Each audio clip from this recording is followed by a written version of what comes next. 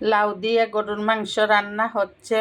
গরুর মাংস কষিয়ে নিয়েছি, এখন লাউ দিয়ে 2টো সিটি দিয়ে দিলেই আমার লাউ গরুর মাংস রান্না হয়ে যাবে।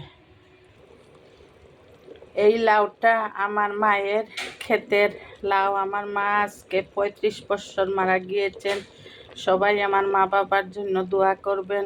রাব্বির হামুমা কামা রাব্বাইয়ানি সাগীরা। আমরা সবাই সবার মা বাবার জন্য দোয়া করব। ওনারা যেভাবে আমাদের প্রতিপালন করেছেন, আল্লাহ যেন ওনাদেরকে ওইভাবে প্রতিপালন করে রাখেন। এখন আমি এই আমার মায়ের ক্ষেতের দিয়ে লাউ দিয়ে গরুর মাংস রান্না করছি। প্রায় 2টো সিটি দিয়ে দিলেই হয়ে যাবে। লাউ রান্না আমার হয়ে গিয়েছে।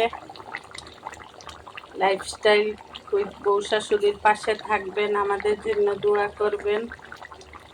এই গরম মশলা এবং জিরার গুঁড়া দিয়ে আমি নামিয়ে নিয়েছি।